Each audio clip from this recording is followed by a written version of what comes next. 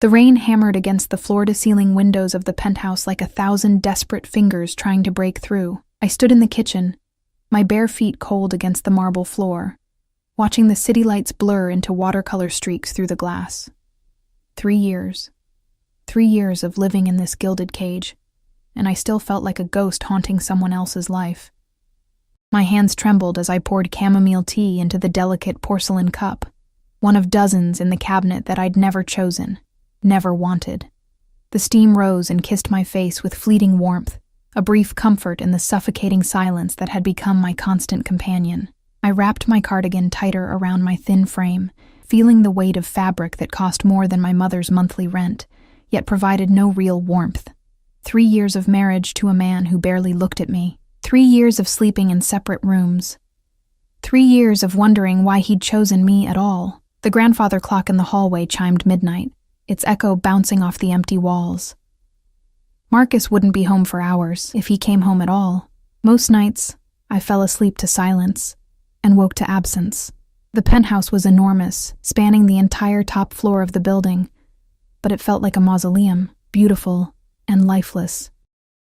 I moved to the living room, my footsteps soundless, practiced in the art of not disturbing the peace of a home that had never truly been mine. Everything here screamed of wealth and power. The Italian leather sofas I was afraid to sit on, the original paintings whose artists I couldn't pronounce, the Persian rugs that probably cost more than most people's homes. But none of it was mine. I was just another expensive object Marcus Valentino had acquired and forgotten. The marriage had been arranged, that much I understood. My father had owed money to dangerous people, the kind of debt that doesn't get erased with bankruptcy or apologies. One day, men in black suits had appeared at our cramped apartment, and my father's face had gone the color of ash. Then Marcus himself had arrived. I remember that day with crystalline clarity. He'd walked into our shabby living room like a predator entering a cage of mice, and everything had shifted. He was younger than I'd expected, only 30 to my 21, and devastatingly handsome in a way that made my breath catch. Dark hair swept back from a face of sharp angles and harder edges, eyes the color of smoke and steel, a body that moved with lethal grace beneath a suit that probably cost more than our annual rent. He'd barely looked at me that day. His gaze had swept over me once, cataloging, assessing, dismissing, before returning to my father. They'd spoken in low voices while I sat frozen on our threadbare couch, my younger sister clutching my hand with bruising force. I caught fragments: debt, arrangement, protection, marriage. My father had cried when Marcus left. Great, heaving sobs that shook his shoulders while he apologized over and over. "You'll be safe," he'd said, his voice breaking. "He promised you'd be safe, and your sister, your mother. He'll protect them all." The wedding had happened 2 weeks later in a courthouse, witnessed by stone-faced men in expensive suits and one terrified girl who'd barely graduated high school. Marcus had said his vows in a voice devoid of emotion, slipped a platinum band on my finger that felt like a shackle, and kissed me once.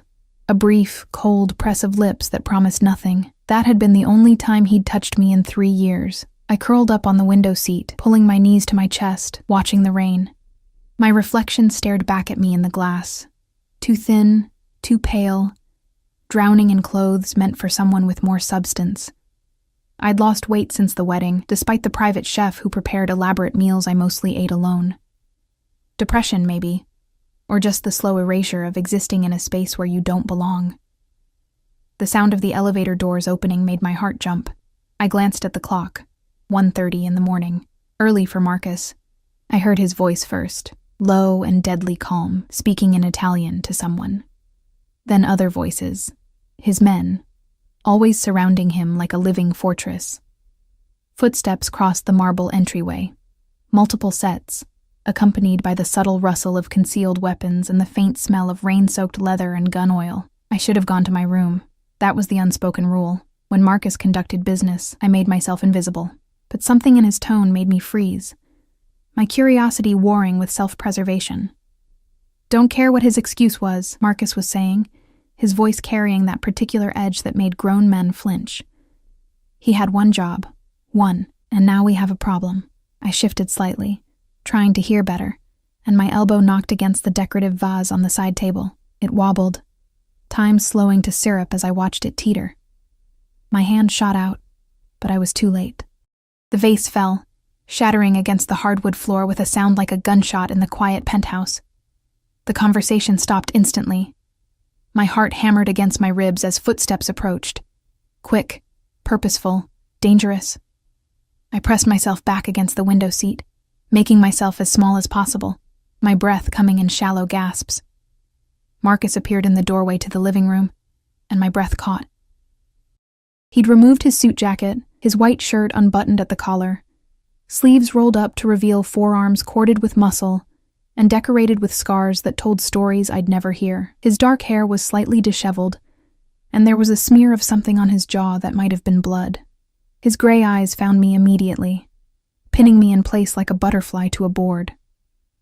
For a moment, neither of us moved. I could see his men behind him, Alessandro, his right hand, and two others whose names I'd never learned. They all watched me with the blank expressions of men trained not to react. "I'm sorry," I whispered, my voice barely audible. "I didn't mean... I'll clean it up." I scrambled off the window seat, my bare feet hitting the floor. Pain bloomed instantly as a shard of porcelain bit into my heel. I gasped, stumbling, and suddenly Marcus was moving.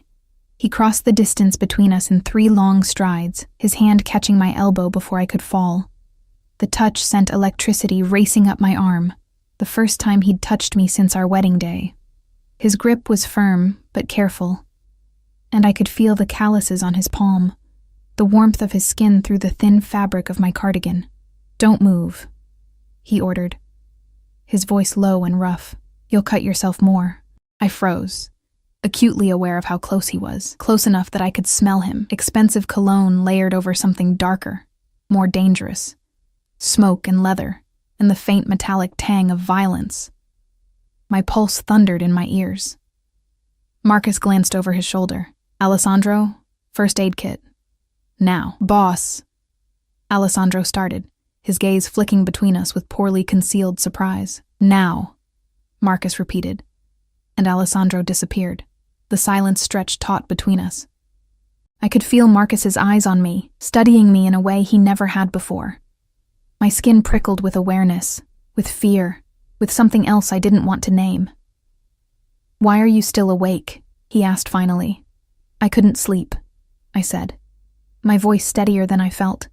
"I'm sorry. I know you're busy, I said don't move." His grip on my elbow tightened fractionally. "Your foot is bleeding." I looked down and saw the dark stain spreading across the hardwood, the bright smear of red that looked almost black in the dim lighting. The pain was distant, secondary to the surreal reality of Marcus Valentino touching me, speaking to me, looking at me like I was actually visible. Alessandro returned with the first aid kit, his expression carefully neutral. Marcus took it without a word. Then, before I could process what was happening, he bent and scooped me up into his arms. I made a sound, half gasp, half squeak, my hands instinctively clutching his shoulders. He was solid beneath my fingers, all controlled strength and coiled danger, and my brain short-circuited at the sensation of being held, of being touched after 3 years of existing as a phantom in my own life. Marcus carried me to the kitchen, his men parting silently to let us pass, their faces betraying nothing. He set me on the marble counter with surprising gentleness, positioning me under the recessed lighting. Then he knelt in front of me, pulling my injured foot toward him. I watched in stunned silence as Marcus Valentino, the man whose name made criminals cross themselves and whose reputation painted him as a monster, carefully examined the cut on my heel. His fingers were gentle, methodical, and when he looked up at me, something in his expression had shifted. "This needs stitches," he said quietly. "It's fine," I protested automatically. "I can just..." "It's not fine." His voice carried an edge of something I'd never heard from him before, not quite anger. Something more complicated. "Alessandro, call Dr. Romano. Tell him to get here within the hour." "Marcus, really, it's just a cut." His gaze snapped to mine, silencing me. For 3 years, he'd barely said my name. For 3 years, I'd been invisible. But now, with his hands on my skin, and his eyes locked on mine, I felt seen for the first time since that cold courthouse ceremony. "You're bleeding," he said, his voice low and dangerous, in a way that made my stomach flutter. "In my home, under my protection. That makes it my concern." My breath caught. Under my protection, as if I'd ever truly been that. Marcus turned his attention back to my foot, cleaning the wound with efficient movements that suggested he'd done this before. His touch was careful, almost tender, and I found myself studying him, the strong line of his jaw, the thick lashes that framed those storm-gray eyes, the small scar that bisected his left eyebrow. He was beautiful and terrifying in equal measure, and I had no idea what to do with the fact that he was touching me, caring for me, looking at me like I mattered. Why? The word escaped before I could stop it. His hands stilled. "Why what? Why do you care?" I whispered, my voice breaking. "You've ignored me for 3 years. I'm just the debt payment, the arrangement. So why?" Marcus stood abruptly, stepping into the space between my knees, and my words died. He was close now, closer than he'd ever been, and I could see the flecks of darker gray in his eyes, could feel the heat radiating from his body. "You think I ignore you?" His voice was soft, deadly. One hand came up to cup my jaw, tilting my face up to his, and I couldn't breathe. "Cara Mia, I'm aware of every breath you take in this house, every meal you barely touch, every night you can't sleep. I know when you cry in the shower so no one will hear. I know you rearrange the books in the library by color when you're anxious. I know you watch the rain and wonder if you made a mistake marrying a monster." My heart stopped. Don't lie to me." His thumb brushed across my cheekbone and I shivered. "I've given you space because I thought that's what you needed. 3 years to adjust, to feel safe, to understand that I would never hurt you, but maybe—" He trailed off, his gaze dropping to my lips, and something hot and dangerous coiled in my stomach. "Maybe," he continued, his voice dropping to a rough whisper. "I've been going about this all wrong." The doctor arrived 47 minutes later, a thin man with silver hair and hands that moved with the precision of someone who'd stitched wounds in less than ideal circumstances. Marcus didn't leave my side while Dr. Romano worked, his presence a solid wall of heat and danger at my back. 3 stitches, the doctor announced, snipping the final thread. "Keep it dry for 48 hours. No walking unless necessary." He glanced at Marcus with the wary respect of someone who knew exactly who he was dealing with. "I'll return in a week to remove them." Marcus nodded once, dismissing him with that subtle shift of his shoulders that made men move. Alessandro escorted the doctor out, and then it was just us. Me sitting on the kitchen counter with my bandaged foot, Marcus standing close enough that I could count his heartbeats if I dared. "You should rest," he said. But he made no move to step away. "I can walk to my room." "No." The word was absolute. "You heard the doctor." Before I could argue, he lifted me again, cradling me against his chest like I weighed nothing. My hands found his shoulders automatically, fingers curling into the expensive fabric of his shirt. I could feel his heart beating steady and strong beneath my palm, could smell the subtle scent of his cologne mixed with something uniquely him. He didn't take me to my room. Instead, Marcus carried me through the penthouse, past the guest room that had been mine for 3 years, down the hallway I'd never been invited to enter. His private wing. My breath caught as he shouldered open a door, revealing a bedroom that was all dark wood and masculine elegance, dominated by a massive bed that looked like it could sleep 4 people comfortably. "Marcus," I started, panic fluttering in my chest. "You're not sleeping alone tonight." He set me down on the edge of the bed with careful precision.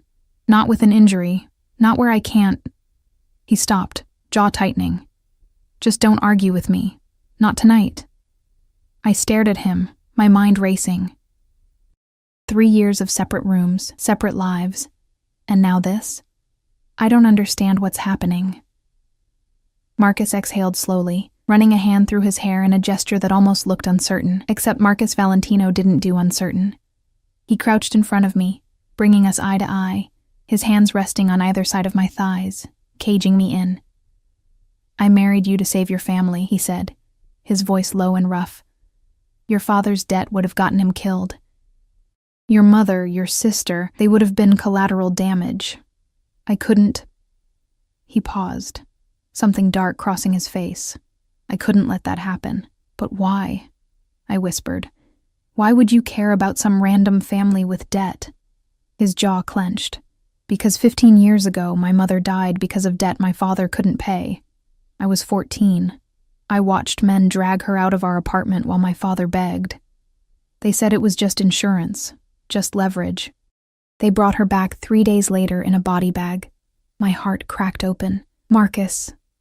I swore that day I'd never let it happen to another family if I had the power to stop it. His eyes met mine, and I saw the truth there. The boy who'd lost everything, who'd built an empire on blood and ruthlessness, to ensure he'd never be powerless again. When your father's debt came across my desk, I saw you. 21, working 2 jobs to help your family, so fucking brave and breakable. And I knew I couldn't let them touch you. So you married me. The pieces were falling into place, but they created a picture I didn't understand. But why keep your distance? Why 3 years of barely speaking to me? Marcus's hands curled into fists against the mattress. Because you were terrified of me. I saw it in your eyes at the wedding, the way you flinched when I kissed you, the way you trembled when I touched you. You thought I was a monster, and maybe I am, but I didn't want you to live in fear. His voice dropped. I thought if I gave you space, time, you'd eventually feel safe here. That maybe someday you'd look at me without that fear in your eyes. I'm not afraid of you, I said, the words tumbling out before I could think. His gaze snapped to mine, sharp and searching. You should be. Maybe. I swallowed hard, my heart hammering. But I'm not. I never was, not really. I was afraid of the situation, of losing my family, of being trapped. But you? I shook my head. You've never hurt me, never even raised your voice at me. You just disappeared. Something shifted in his expression, surprise, hope, hunger, all tangled together in a way that made my stomach flip. You've been lonely. It wasn't a question, but I answered anyway. Yes. So have I. The confession seemed to cost him something. Every night, knowing you were sleeping Wanting down to the hall, go to you, but alone, thinking I was doing the right thing by staying away. His hand lifted, hovering near my face like he was afraid to touch. I've been a fool, Arya, the sound of my name on his lips. The first time he'd said it in 3 years broke something inside me. What changed? Tonight, I mean. Why now? Marcus's expression darkened, because tonight I almost lost you, and I didn't even know it yet. Confusion furrowed my brow. What are you talking about? He stood, pacing to the window, his shoulders tight with tension. The conversation you overheard, the one that made you drop that vase. We have a problem. Someone's been asking questions about you, taking pictures, following you to the coffee shop you go to every Tuesday, the library where you volunteer on Thursdays. Ice slid down my spine. What? I've had men watching you since the day we married, Marcus said, his voice hard. Protection, always at a distance. But tonight, I found out someone's been tracking you for 3 weeks, and my men didn't notice until yesterday. He turned to face me, and the fury in his eyes was terrifying. Someone is targeting my wife, and that means someone is challenging me. The word wife hit differently this time, laden with possession and promise. Who? That's what I'm going to find out. He crossed back to me, cupping my face in both hands, tilting it up to his. But understand this, Arya. Everything changes now. No more separate rooms. No more distance. You're mine, and I protect what's mine. Anyone who tries to touch you will learn exactly how much of a monster I can be. My breath came in shallow gasps. This close, I could see the barely leashed violence in him, the predator who'd killed and conquered to build his empire. But beneath that, I saw something else. Genuine fear. Fear for me. I need to know you understand, Marcus continued, his voice dropping to that dangerous softness.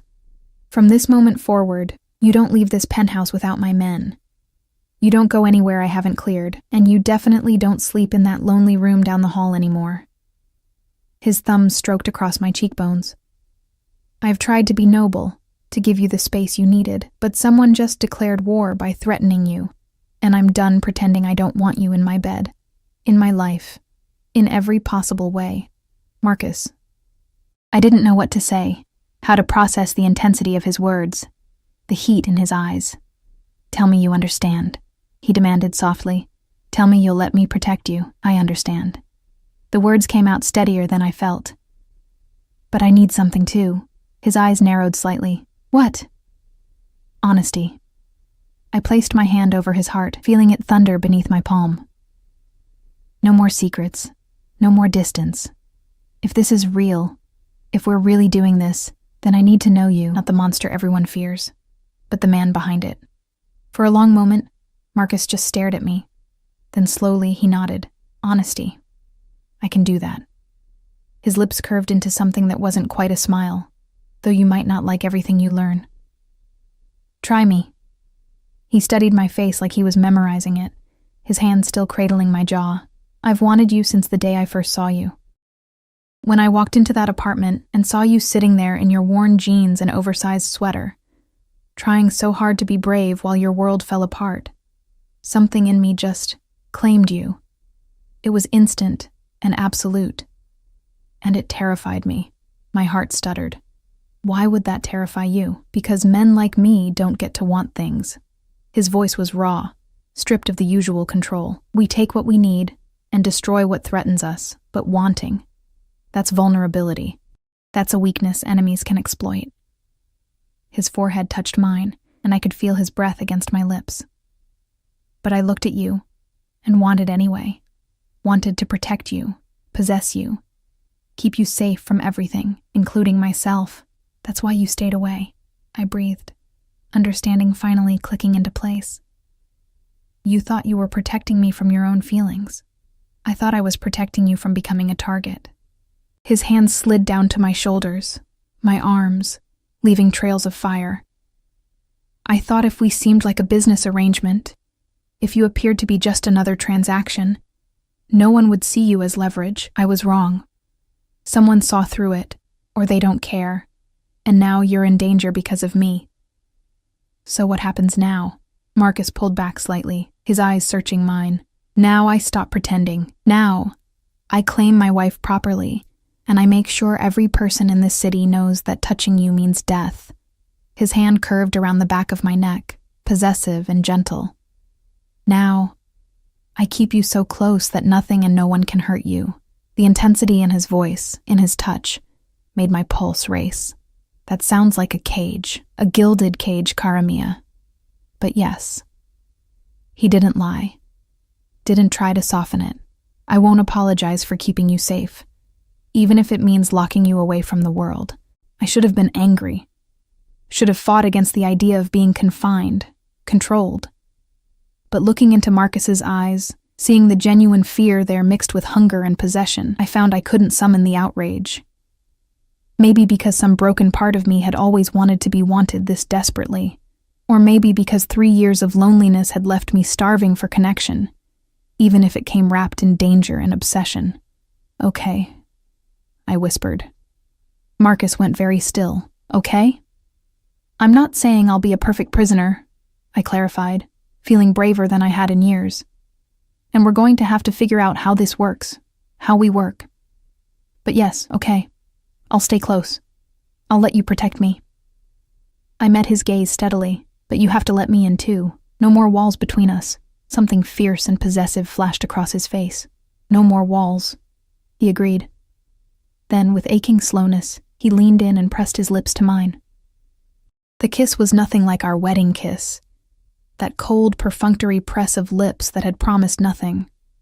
This was heat and hunger barely leashed, Marcus's mouth moving against mine with careful intensity, like he was holding himself back from devouring me whole. His hand tightened on my neck, angling my head, and when his tongue traced the seam of my lips, I opened for him without thinking. The kiss deepened, and I made a sound I didn't recognize. Need and surrender all tangled together. Marcus groaned against my mouth, his free hand finding my waist, pulling me closer to the edge of the bed, pressing himself between my thighs. I could feel the evidence of his desire, could feel the way his whole body trembled with the effort of maintaining control. When he finally pulled back, we were both breathing hard. His pupils were blown wide, his lips slightly swollen, and the look in his eyes was pure predator. 3 years, he said roughly, his voice barely recognizable. 3 years I've wanted to do that, wanted to taste you, touch you, claim you properly. His hands flexed on my waist. You have no idea how hard it's been. Hearing you in the shower, smelling your shampoo in the hallway, knowing you were sleeping alone just down the hall. I was trembling, overwhelmed by sensation and emotion.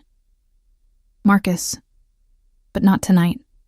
He pressed one more gentle kiss to my forehead, then stepped back with visible effort. Tonight you rest. Let your foot heal. And he exhaled shakily. I need to make some calls, find out who's been following you, and explain to them why that was a fatal mistake. The shift from passionate to deadly was jarring, a reminder of exactly who I'd married. But somehow, knowing he was channeling that violence toward protecting me made it less frightening and more thrilling. Marcus helped me under the covers, his movements surprisingly gentle. Sleep, Kara. I'll be in the study if you need me. Alessandro will be outside the door. He paused, something vulnerable crossing his face. And Arya? Tomorrow, everything changes. Tomorrow I start making up for 3 years of being an idiot. I watched him leave, the door clicking shut softly behind him, and stared at the ceiling of his bedroom. Our bedroom now, apparently. My foot throbbed dully, my lips still tingled from his kiss, and my mind spun with everything that had happened in the span of a few hours. Someone was following me. Marcus had wanted me all along. We just had our first real kiss. Everything had changed, just like he said. I touched my lips, remembering the heat of his mouth, the barely controlled hunger in his kiss. For 3 years, I'd existed in this penthouse like a ghost. But tonight, Marcus had made me feel solid, real, wanted. Tomorrow, he'd said, everything changes. I closed my eyes, Marcus's scent surrounding me from the pillows, and for the first time in 3 years, I fell asleep without crying. Sunlight pierced through the floor-to-ceiling windows, dragging me from sleep. For a disoriented moment, I didn't recognize my surroundings. The massive bed, the dark furniture, the scent of expensive cologne clinging to the sheets. Then, memory crashed back. The broken vase, the stitches, Marcus's confession, that devastating kiss. I sat up carefully, testing my injured foot. It throbbed, but the pain was manageable. The clock on the nightstand read 9:47 a.m., later than I'd slept in years. A note rested beside it, written in bold, angular handwriting. Stay in bed. Breakfast is coming. We need to talk. M. As if summoned by the note, a soft knock sounded at the door. Mrs. Valentino? A woman's voice, unfamiliar. Come in, I called, pulling the covers higher. The door opened to reveal a woman in her 50s with kind eyes and silver-streaked hair, carrying a tray laden with food. Behind her, Alessandro stood in the hallway, his expression unreadable. Good morning, ma'am. I'm Teresa, Mr. Valentino's housekeeper. She set the tray across my lap with practiced efficiency. He asked me to ensure you ate properly and stayed off that foot. I stared at the spread. Fresh fruit, perfectly scrambled eggs, toast, bacon, orange juice, coffee. This is too much. Teresa's smile was gentle. Mr. Valentino was very specific about your breakfast. He said you haven't been eating enough. Her eyes held understanding, maybe even sympathy. He's been worried about you for quite some time, though he'd never admit it. Heat crept up my neck. How long have you worked for him? 15 years. Since he was barely more than a boy trying to survive in a dangerous world. She adjusted the pillows behind me. I've never seen him look at anyone the way he looks at you. Like you're precious, breakable, worth protecting at any cost. The words settled over me like a warm blanket. He has a strange way of showing it. Men like Mr. Valentino don't know how to be soft, Teresa said quietly. They learn to survive, to fight, to kill. Love confuses them, makes them vulnerable. She patted my hand. Give him time to figure out how to be a husband instead of just a protector. After she left, I picked at the food, my mind churning. Everything had shifted so fundamentally in one night that I didn't know how to orient myself. The man I'd thought ignored my existence had apparently been watching me obsessively for 3 years. The marriage I'd believed was merely transactional apparently meant something to him, something intense and possessive that both thrilled and terrified me. I was halfway through the eggs when the door opened again. Marcus filled the doorway, and my breath caught. He'd showered and changed into fresh clothes, dark slacks and a black shirt that emphasized his broad shoulders. His hair was still slightly damp, and there was a hardness to his expression that suggested he hadn't slept. "You're eating," he observed, closing the door behind him. Teresa made it impossible to refuse. A ghost of a smile touched his lips. "Good. That's why I hired her." He crossed to the bed, sitting on the edge with careful distance between us. "How's your foot?" "Sore, but fine." I set down my fork, studying him. "Did you sleep at all?" "No." His jaw tightened. "I had calls to make, information to extract." The casual way he said extract made my stomach flip. "Did you find out who's been following me?" Marcus's eyes went cold, the temperature in the room dropping several degrees. "Yes, and they've been dealt with." "Dealt with," I repeated slowly. "What does that mean?" He held my gaze, unflinching. "It means they won't be bothering you again. Ever." The implication was clear. Someone had died because of me. I should have been horrified, should have recoiled. Instead, I felt a disturbing sense of safety. Who were they? Hired surveillance, low-level operators from a rival family. Marcus's hands curled into fists on his thighs. "But here's what concerns me. They were specifically instructed to document your routines, your vulnerabilities. Someone was gathering intelligence for a move against you." Fear skittered down my spine. "Against me specifically? Why?" "Because you're my weakness." The words were simple, devastating. "For 3 years, I kept you at a distance, thinking I was protecting you. But someone figured out the truth, that you matter to me, that hurting you would destroy me in ways no business loss or territorial fight ever could." I swallowed hard. "So what happens now?" Marcus shifted closer, his hand finding mine on the comforter. His fingers were warm, slightly calloused, and they intertwined with mine, like we'd done this 1,000 times before. "Now, we change strategy. Instead of keeping you in the shadows, I bring you into the light. By tonight, every person in this city will know that Aria Valentino is untouchable. That she's under my protection, my possession, and harming her means going to war with me." "How are you going to do that?"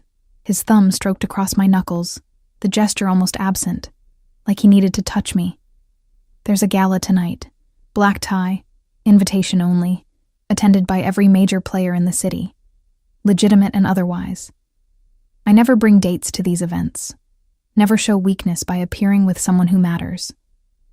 His gray eyes met mine. "Tonight, I'm bringing my wife. And I'm making sure everyone understands exactly what you mean to me." My heart hammered. "Won't that make me more of a target?" "No." The word was absolute. "It will make you suicide to target. Right now, you're a mystery, a potential weakness to exploit. After tonight, you'll be a declared asset. Anyone who touches you will know they're starting a war they can't win." His hand tightened on mine. "I have the power to protect you, Aria. I just need to stop hiding you and start claiming you." The intensity in his voice, the possessive way he said claiming, sent heat pooling in my stomach. "Okay." Marcus's eyes darkened, just like that. "No argument?" "You think I should argue? Most people would." He studied my face like he was trying to solve a puzzle. "Most people would be demanding I take them far away from danger, not parade them in front of it." I thought about the last 3 years, the loneliness, the invisibility, the feeling of being a ghost in my own life. Then I thought about last night, Marcus's hands on my skin, his confession, that soul-searing kiss. I'm tired of being invisible. If being visible means being yours, then I can live with that. Something fierce and possessive flashed across his face. He leaned in, his free hand cupping my jaw, and kissed me with barely restrained hunger. This kiss was different from last night's. Less controlled, more demanding. His tongue swept into my mouth, claiming, and I made a sound that was half gasp, half moan. When he pulled back, we were both breathing hard. "After tonight," he said roughly. "There's no going back. You'll be mine in every way that matters. In the eyes of my world, in reality, in this bed." His thumb traced my lower lip. "Are you sure this is what you want?" I should have been uncertain. Should have asked for time, for space to process. But looking into Marcus's storm-gray eyes, feeling the way he trembled with the effort of holding back, I found I'd never been more certain of anything. "I'm sure." Marcus exhaled shakily, then stood with visible effort. "Then we have a lot to do today. I've had a stylist scheduled to arrive this afternoon. You'll need a dress, hair, makeup, everything. I have dresses. Not like this one." His eyes raked over me with an intensity that made my skin prickle. "Tonight, you need to look like exactly what you are, a queen. My queen. Untouchable, devastating, mine." He moved toward the door, then paused. "And Arya, after tonight we share this room, this bed, no more separate lives." The promise in his voice made my stomach flip. "Okay." He left, and I sat there amid the breakfast tray, my lips still tingling from his kiss, my mind spinning with everything that was happening. 24 hours ago, I'd been invisible. Now, I was about to be paraded in front of the most dangerous people in the city as Marcus Valentino's most prized possession. The afternoon arrived in a blur of activity. The stylist Marcus hired was a severe woman named Isabel, who looked at me with critical eyes before nodding once, as if I'd passed some test. She brought 3 assistants and enough equipment to stock a salon. "Mr. Valentino was very specific about tonight," Isabel said, directing her team with sharp gestures. "Elegant, but powerful. Beautiful, but untouchable. You need to look like a woman who could bring a man to his knees with a glance." "That's a tall order," I muttered. Her smile was sharp. "Darling, have you looked in a mirror? The bones are already there. We just need to show the world what Mr. Valentino already sees." What followed was hours of pampering that felt more like preparation for battle. My hair was washed, trimmed, and styled into soft waves that cascaded down my back. My nails were shaped and painted a deep red that Isabel called blood and roses. Makeup was applied with artistic precision, subtle but striking, emphasizing my eyes and cheekbones in ways I'd never managed myself. Then came the dress. Isabel held it up with reverent hands. A floor-length gown in midnight blue silk that seemed to capture light and shadow in its folds. The neckline was elegant but revealing. The waist cinched, the skirt flowing like water. Diamond-studded heels accompanied it, along with jewelry that probably cost more than my family's house. "Mr. Valentino chose this himself," Isabel said, helping me into the dress. "He was very particular about the color. Said it matched your eyes when you're angry." The dress fit perfectly, hugging every curve I'd forgotten I had under my usual oversized clothes. When I finally looked in the full-length mirror, I barely recognized myself. The woman staring back was elegant, poised, powerful. Everything I'd never felt like before. "You look like you belong in his world now," Isabel said softly. "Like a queen." A knock at the door made us both turn. "Come in," I called. Marcus entered, and the moment his eyes landed on me, he froze. The expression that crossed his face was raw, unguarded. Hunger and possession and something that looked almost like reverence. "Leave us," he said without looking away from me, his voice rough. Isabel and her team disappeared quickly, the door clicking shut behind them. Marcus crossed the room slowly, circling me like a predator, his gaze cataloging every detail. "Do you have any idea," he said finally, stopping in front of me, "how beautiful you are, how every man at that gala is going to want you the moment you walk in?" My breath caught. "Marcus, but they can't have you." His hand found my waist, pulling me flush against him. "Because you're mine. Every gorgeous inch of you belongs to me. And after tonight, everyone will know it." He leaned down, his lips brushing the shell of my ear. I'm going to make you shine, cara mia. And then I'm going to make sure the world knows that touching you means death. The possessive promise in his voice made me shiver. You sound very sure of yourself. I am. He pulled back enough to meet my eyes, and the intensity there stole my breath.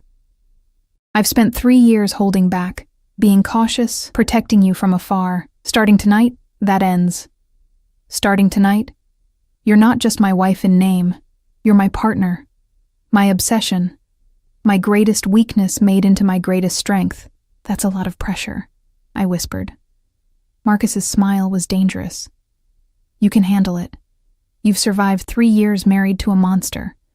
Tonight you just have to stand beside him and look exactly like this, untouchable and mine. He stepped back, adjusting his cufflinks with practiced ease. He was devastating in his tuxedo, every inch the dangerous kingpin who commanded fear and respect in equal measure. The car is waiting. Are you ready? I took a shaky breath, looking at myself one more time in the mirror. The woman staring back looked ready for anything. Elegant, powerful. Marcus Valentino's equal. I'm ready. Marcus offered his arm, and I took it, feeling the solid strength of him beneath my fingers. As we walked toward the elevator, Alessandro and 2 other guards falling into formation around us, I realized that everything truly was changing. The invisible girl who'd haunted this penthouse was gone.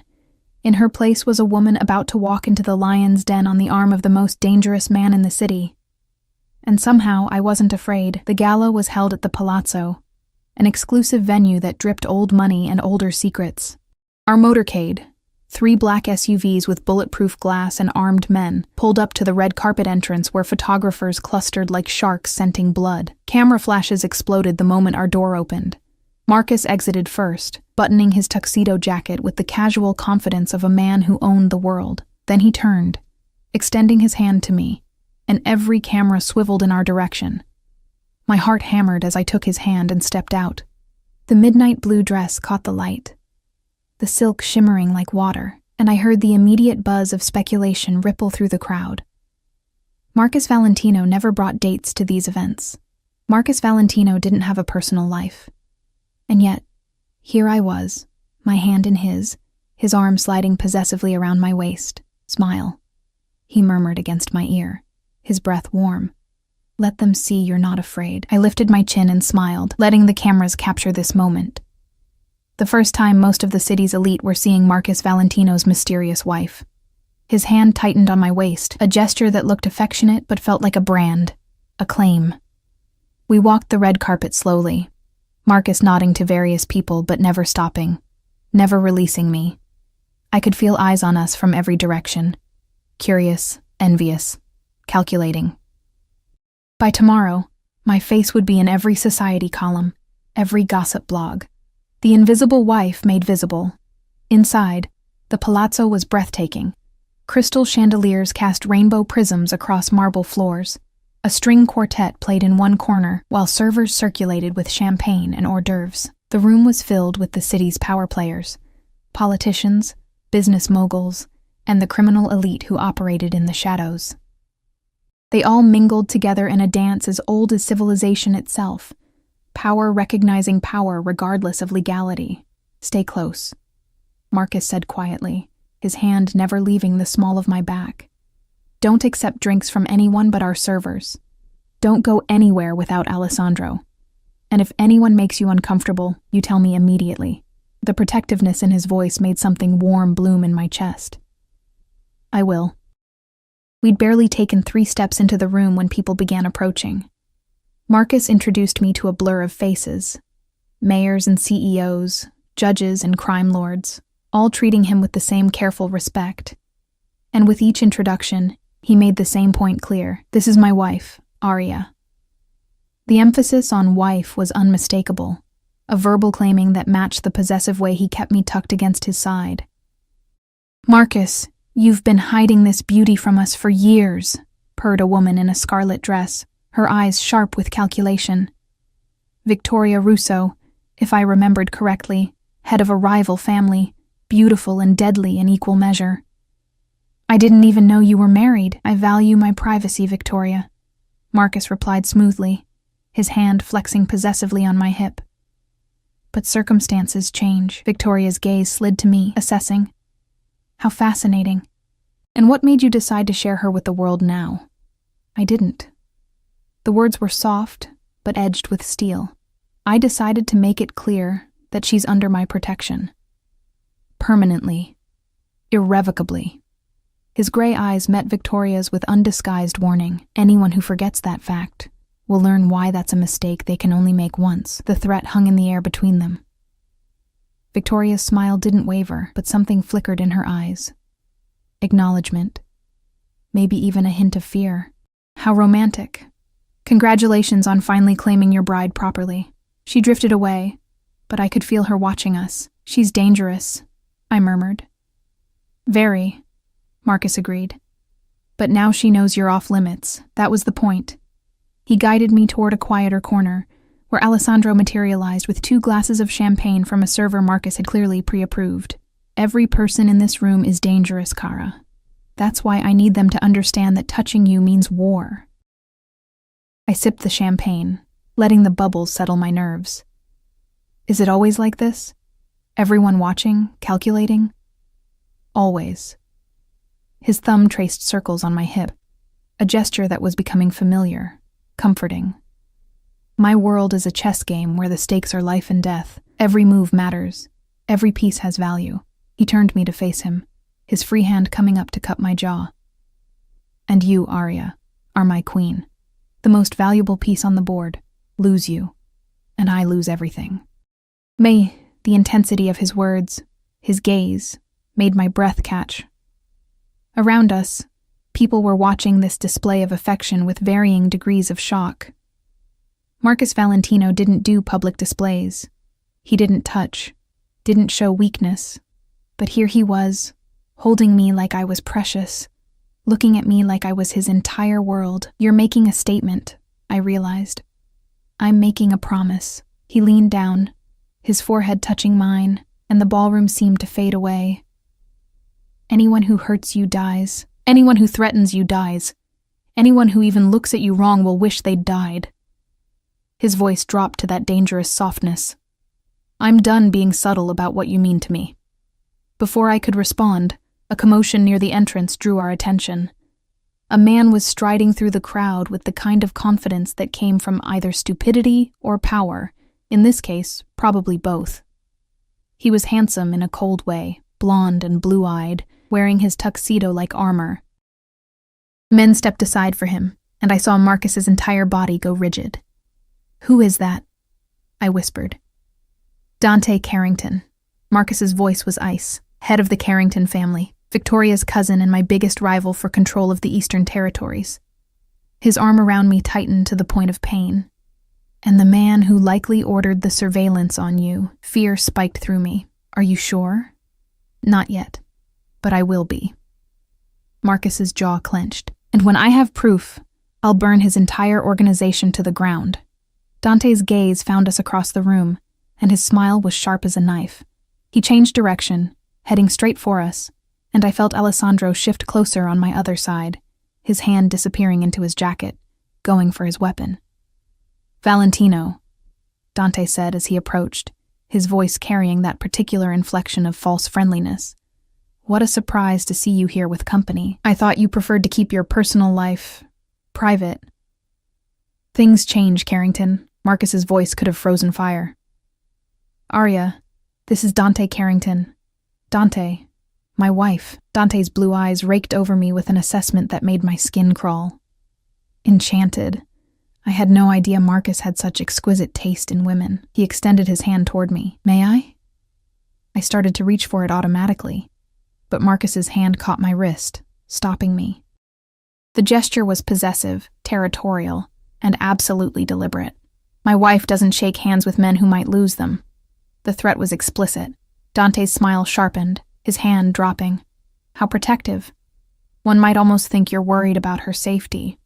His gaze flicked between us, calculating. Though I can't imagine who would be foolish enough to threaten someone under your protection. Can't you? Marcus stepped forward slightly, positioning himself partially between Dante and me. Because I can think of several people stupid enough to try, but they won't make that mistake twice. The testosterone in the air was suffocating. People around us had gone quiet, watching this confrontation with the avid interest of those who sensed blood in the water. This was more than just two rivals posturing. This was a challenge, a line being drawn. Dante's expression never wavered. Well, I'd hate for anything unfortunate to happen to such a lovely woman. The city can be so dangerous, especially for those who find themselves in the wrong place at the wrong time. His gaze met mine. You should be careful, Mrs. Valentino. Sometimes protection isn't enough. My spine stiffened. Is that a threat? A friendly warning. Dante's smile was cold, from one concerned citizen to another. Marcus moved so fast I barely registered it. One moment he was standing beside me, the next he had Dante by the throat, slamming him back against a nearby pillar. Gasps rippled through the crowd. Alessandro and the other guards formed a wall around us, hands on weapons, ready for war. Let me make something very clear, Marcus said softly, his voice carrying despite its quietness. You don't talk to my wife. You don't look at my wife. You don't think about my wife. Because if anything, and I mean anything, happens to her, I will make you watch while I dismantle everything you love before I finally let you die. Do we understand each other? Dante's face was reddening, but his eyes showed no fear, only calculation and cold fury. Perfectly. Marcus released him with a shove, stepping back to me and pulling me against his side. Good. Now get out of my sight before I forget we're in public. Dante straightened his jacket with deliberate calm, his gaze promising retribution. Enjoy your evening, Valentino, both of you. He walked away, but the menace in his words lingered like smoke. The moment he was gone, the room exhaled. Conversation resumed, but everyone was watching us now with new understanding.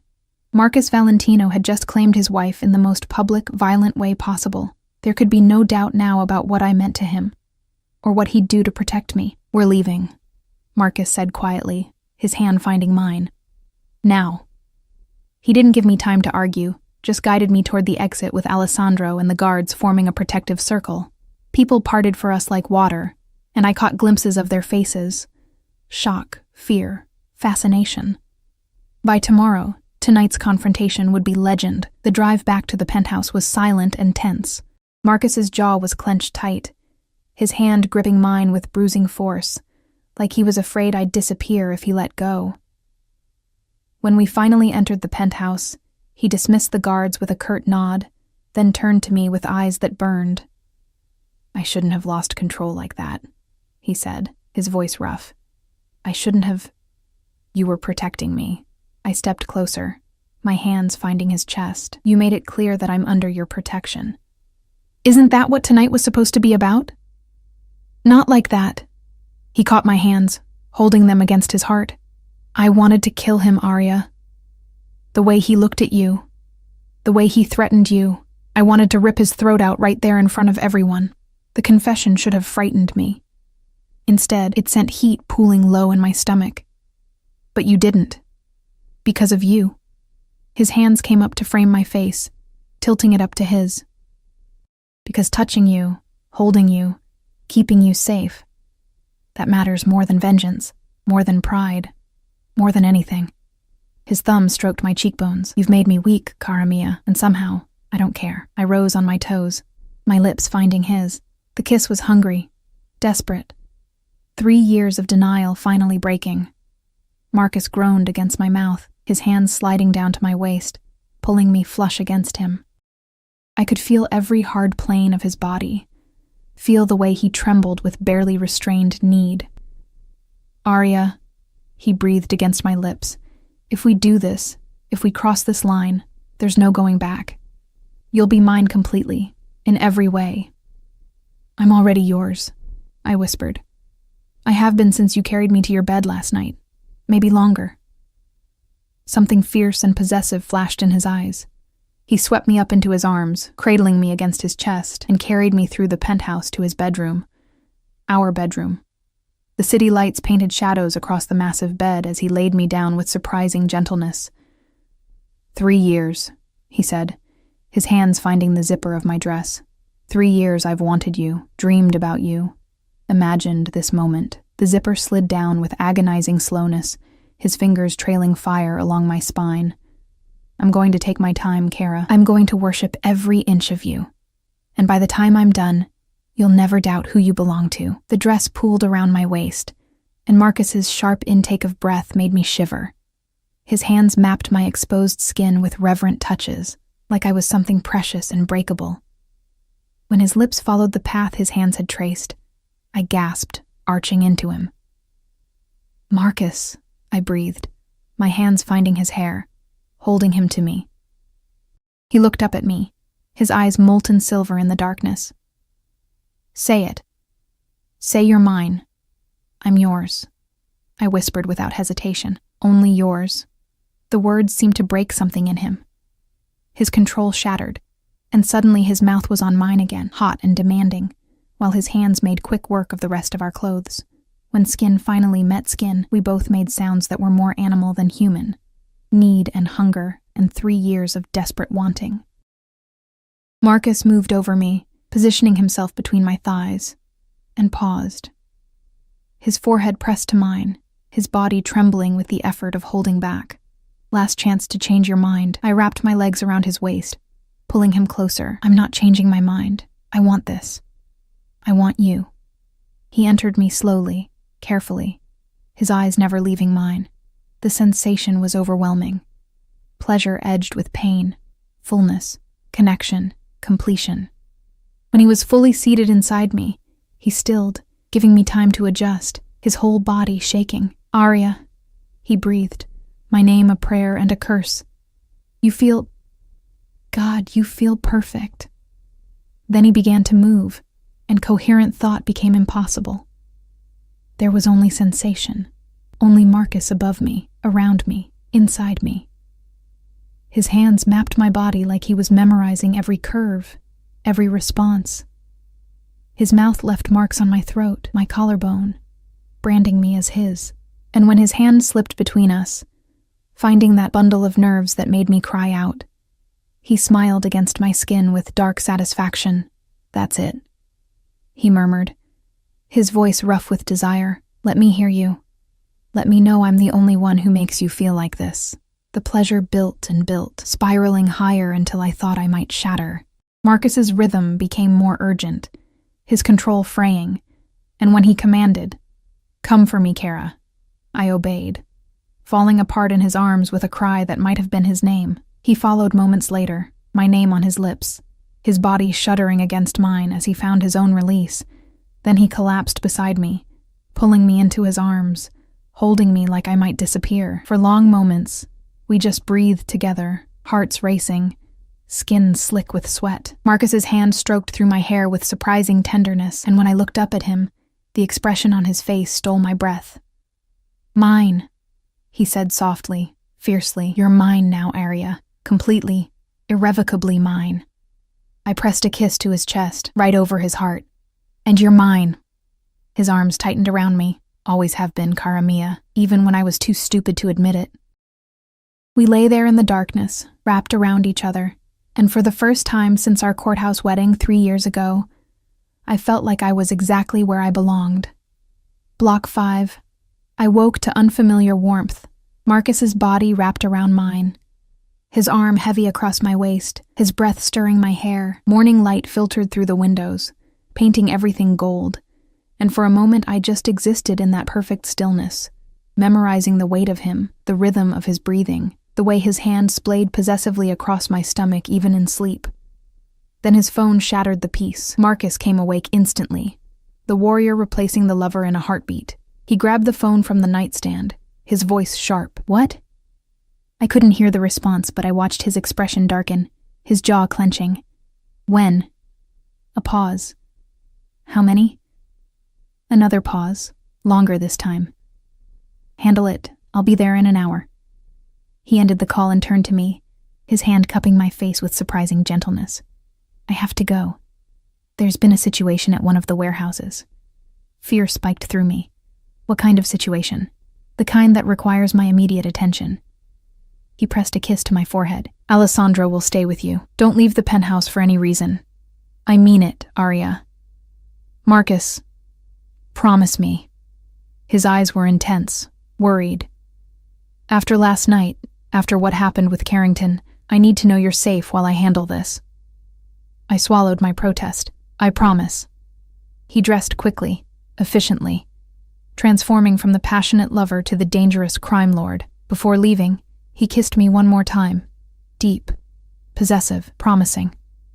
I'll be back soon. And Arya? Last night changed everything, for both of us. Then he was gone, and I was alone in the massive bed, my body still aching pleasantly from his touch, my heart full of emotions I couldn't quite name. The morning crawled by. Teresa brought breakfast, her eyes twinkling with knowing warmth when she saw which bedroom I'd emerged from. Alessandro stationed himself outside the door, polite but immovable. I tried reading, tried watching television, but my mind kept circling back to Marcus, where he was, what danger he was facing, when he'd return. It was nearly noon when my phone rang, an unknown number. I almost didn't answer, remembering Marcus's warnings, but something made me pick up. Hello? Mrs. Valentino. The voice was cultured, male, and sent ice down my spine. Or may I call you Arya? We haven't been properly introduced, though I feel like I know you quite well. My hand tightened on the phone. Who is this? Dante Carrington. I apologize for the informality of this call, but circumstances require directness. He paused, and I could hear the smile in his voice. Your husband is currently at the warehouse on 5th and Morrison, dealing with a little problem I arranged.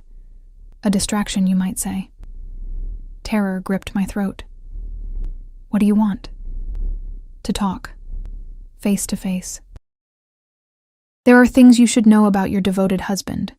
Things that might change your perspective on your marriage. His voice was smooth, persuasive. Meet me at the Meridian Hotel, penthouse suite. Come alone, or I'll ensure that warehouse fire spreads to buildings with far more innocent casualties. Fire? My voice cracked. You set a fire? A small one. Controllable for now, but these things can get out of hand so quickly. The threat was velvet-wrapped steel. You have 30 minutes, Arya. Don't disappoint me. And don't tell anyone. Not Alessandro. Not your husband's men. This is between you and me. The line went dead. My hands shook as I stared at the phone. This was a trap. It had to be. But if Dante had really set that fire, if he was threatening innocent lives, I thought of Marcus's face when he'd talked about his mother, about the helplessness he'd felt as a boy. I couldn't let people die because of me. I grabbed a coat and my purse, my mind racing. Alessandro was in the hallway, but there was a service elevator at the other end of the floor, one I'd discovered during sleepless nights of exploring. If I was quick, if I was quiet. 10 minutes later, I was in a cab, heading toward the Meridian Hotel. My phone clutched in my hand. I should call Marcus, should tell Alessandro, but Dante's threat echoed in my mind. People would die if I didn't go alone. The Meridian was sleek and modern, all glass and chrome. I gave Dante's name at the desk, and the concierge directed me to a private elevator that required a key card. My heart hammered as I rode up, watching the numbers climb, wondering if I was making the biggest mistake of my life. The elevator opened directly into the penthouse suite. Dante stood by the floor-to-ceiling windows, backlit by the city skyline, looking like he'd stepped out of a magazine. He turned when I entered, his smile sharp. Arya, thank you for coming. He gestured to a chair. Please sit. Would you like a drink? I want you to call off whatever you're doing at that warehouse. My voice was steadier than I felt. And then I want you to tell me what this is really about. Dante's smile widened. Direct. I like that. Marcus chose well. He moved to a bar cart, pouring amber liquid into 2 glasses. The warehouse is fine. The fire was contained 20 minutes ago. I needed to ensure you'd come without your husband's knowledge. Relief and fury warred in my chest. You manipulated me. I motivated you. He brought me a glass, which I didn't take. There's a difference. And before you get too angry, know that I'm about to give you information that Marcus should have shared years ago. I'm not interested in your games. Not even if they concern your father? That stopped me cold. Dante's eyes gleamed with satisfaction. I thought that might get your attention. Sit, Arya. This story requires context. Against my better judgment, I sat. Dante settled into the chair across from me, swirling his drink. 3 years ago, your father owed money to some very bad people. But did Marcus ever tell you why? He paused. Your father didn't gamble, didn't live beyond his means. The debt came from medical bills. Your mother's cancer treatment. Experimental procedures that insurance wouldn't cover. My stomach dropped. How do you know that? Because I made it my business to know everything about Marcus's wife. Dante leaned forward. Here's what's interesting. Those experimental treatments? They worked. Your mother's cancer went into remission. But the debt collectors didn't care about success stories. They wanted their money, with interest that would have enslaved your family for generations. Marcus paid the debt, I said quietly. That's why he married me, partially. Dante's smile was cold. But here's what Marcus didn't tell you. I was the one who originally held your father's debt. Not some nameless criminals, me. I bought it specifically to use as leverage against Marcus. The room tilted. What? Marcus and I have been at war for years over the Eastern Territories. Your family was supposed to be my leverage. Threaten them, force Marcus to back down, or watch innocents suffer. Dante shrugged. But Marcus found out before I could make my move. He came to me with an offer. He'd cede a portion of the Eastern Territories if I transferred your father's debt to him and stayed away from your family. I couldn't breathe. You're lying. Am I? Dante pulled out his phone, scrolling through documents. Here's the contract, signed by both of us.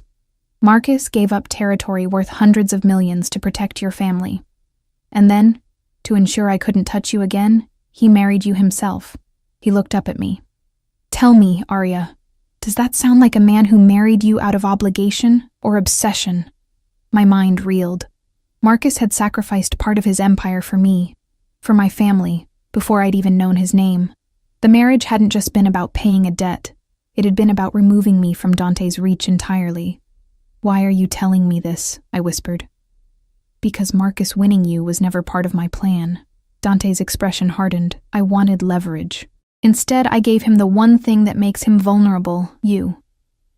And last night, watching him nearly kill me in front of everyone for daring to threaten you, I realized something. The only way to truly hurt Marcus Valentino is through his wife. Cold dread washed over me. If you think I'm going to help you. I don't need your help, Dante stood, moving to the windows. I just needed to get you here, away from his protection, to prove a point. The sound of footsteps made me spin. Men emerged from the other rooms. 5 of them, armed, faces hard. My heart seized as I realized the trap I'd walked into. You see? Dante continued conversationally.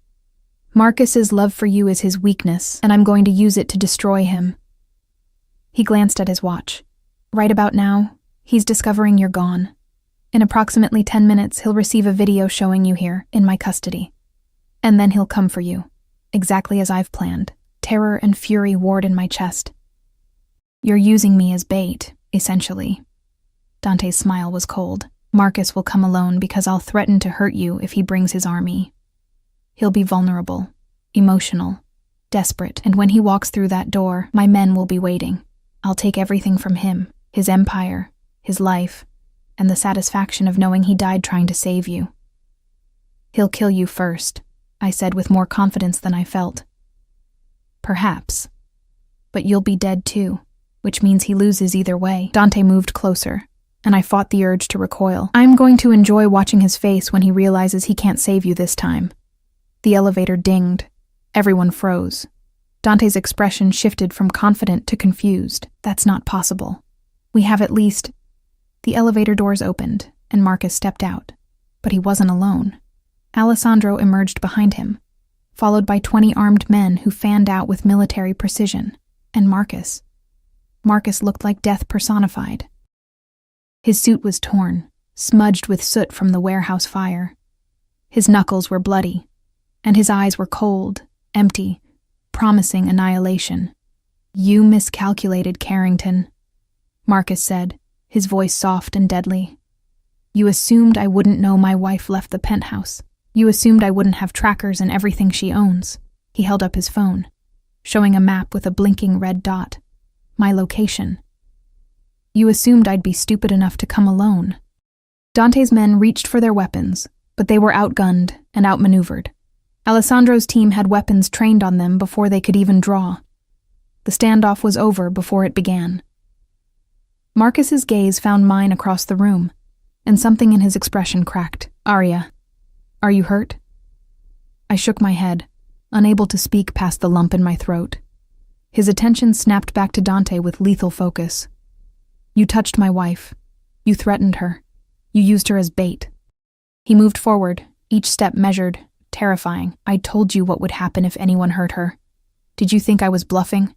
Marcus, Dante started, but Marcus's fist connected with his jaw, sending him sprawling. Don't say her name. Marcus hauled Dante up by his collar, his voice dropping to that dangerous softness. Don't think it. Don't breathe in her direction, because I'm going to make an example of you that will echo through this city for decades. You can't kill me here, Dante gasped. Too many witnesses. Too public. Marcus's smile was terrible. Who said anything about killing you? He shoved Dante toward Alessandro. Take him to the facility.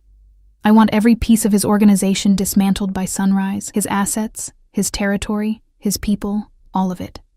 Leave him with nothing but the clothes on his back and the memory of what he lost. Boss. Alessandro hesitated. And make sure he understands that if he ever comes near my wife again, if he ever speaks her name again, if he ever so much as thinks about her, then I'll revisit the question of killing him. Slowly. Creatively. Marcus's gaze was ice. Get him out of my sight. Alessandro and the men dragged Dante toward the stairs, avoiding the elevator we'd need. Dante's protests faded as they disappeared, leaving Marcus and me alone in the penthouse suite. For a long moment, neither of us moved. Then Marcus crossed to me in 3 long strides, pulling me into his arms with bruising force. His whole body trembled as he buried his face in my hair. When I realized you were gone, he said, his voice breaking. When I saw that empty bedroom, I thought, Christ, Arya, I thought I'd lost you. I'm sorry. Tears streamed down my face. He said there was a fire, that people would die if I didn't come alone. I know. Marcus pulled back enough to cup my face, his thumbs wiping away my tears. Dante told me everything he said to you. And I should have told you the truth about your father's debt, about what I gave up to protect you. He closed his eyes. I didn't want you to feel obligated. Didn't want you to think I expected gratitude or repayment. You gave up part of your territory for me, I whispered, before you even knew me. I saw your picture in the debt file. His eyes opened, and they were raw, vulnerable. Just one photo, and I knew I'd do anything to keep you safe. It wasn't rational. It wasn't smart. But it was absolute. His forehead touched mine. I've been yours from that moment, Arya. Long before you were mine. The confession broke something in me. I kissed him with everything I had. Love, gratitude, forgiveness, promise. He responded desperately, his hands tangling in my hair, holding me like I might disappear. When we finally broke apart, both breathing hard, Marcus rested his forehead against mine. We're going home. And then we're going to talk about you, ever leaving my sight again. I thought I was protecting you, I protested weakly. I'm supposed to protect you. His voice was fierce. That's my job, my purpose, my entire reason for existing. You don't get to sacrifice yourself for me, Kara. That's not how this works. Then how does it work? Marcus's expression softened. We protect each other. We trust each other. And we never, ever face danger alone again. He pressed a kiss to my forehead. Can you live with that? I thought about the last 3 years of loneliness, about last night's passion, about this morning's terror, and this moment's relief. Yes, I can live with that. Good. He lifted me into his arms, carrying me toward the elevator. Because you're stuck with me now, Mrs. Valentino. For better or worse, in danger and in safety for the rest of our lives, I can think of worse fates. I murmured against his chest. His arms tightened. So can I. Cara mia. So can I. 3 months later, I stood in the penthouse kitchen making tea, watching the rain streak down the windows, But this time, the silence didn't feel suffocating. This time, I knew Marcus would be home soon. Knew I'd fall asleep in his arms, knew I'd wake to his kisses. The debt that had brought us together was long paid. Dante Carrington had fled the city, his empire in ruins, his name a cautionary tale. My family was safe, thriving even. My mother's cancer still in remission, my sister in college, my father working an honest job that Marcus had quietly arranged. And Marcus and I, we were learning each other day by day. Learning how to be partners instead of strangers. Learning that love built on protection and obsession could grow into something deeper, more real. The elevator dinged, and I smiled, setting down my tea. Marcus appeared in the doorway, and the look on his face when he saw me, like I was his entire world, his greatest treasure, his home, never got old. "Hey," I said softly. "Hey yourself." He crossed to me, pulling me into his arms, kissing me with the casual intimacy of someone who had the right. "How was your day?" "Quiet, boring, perfect." I leaned into him, breathing in his scent. "How was yours?" "Better now." His hand found my waist, thumb stroking in that possessive way that made me shiver. "I have a surprise for you." "Oh?" He pulled an envelope from his jacket, handing it to me. Inside were 2 plane tickets to Italy. 2 weeks. No business, no danger, no interruptions. Just you and me, finally taking the honeymoon we never had. Tears pricked my eyes. "Marcus, I want to show you where my mother was from. Want to walk the streets she loved, eat at the restaurants she talked about." His expression was vulnerable, open. "Want to build memories with you that have nothing to do with debts or danger or the life we've lived here." I kissed him, pouring everything I felt into it. Love, gratitude, joy. "When do we leave?" "Friday." His smile was real, unguarded. "Think you can be ready by then?" "I've been ready for 3 years," I murmured against his lips. "I just didn't know it yet." Marcus's arms tightened around me, and we stood there in the kitchen, rain falling outside, the city lights beginning to glow as dusk approached. We'd started in darkness, a marriage born from debt and desperation. But somehow impossibly we'd found light. "I love you," I whispered, the first time I'd said the words aloud. Marcus went still, then pulled back to look at me, his eyes blazing. "Say it again." "I love you, Marcus Valentino." Obsessive, possessive, protective mine. His kiss was fierce, claiming, promising forever. When he finally pulled back, his voice was rough with emotion. "I love you too, Arya. More than territory, more than power, more than my own life. You're everything." And in that moment, with the rain falling and the city glowing and Marcus's arms around me, I knew we'd be okay. The debt was paid, the danger was past, and what remained was just us, 2 broken people who'd found healing in each other, who'd built love from the ashes of obligation. It wasn't the fairy tale I'd dreamed of as a girl. It was better, real, hard-won, ours. After 3 years of marriage, Marcus Valentino had finally touched me. And everything had changed, everything except the one truth that mattered most. We belonged to each other, now and always.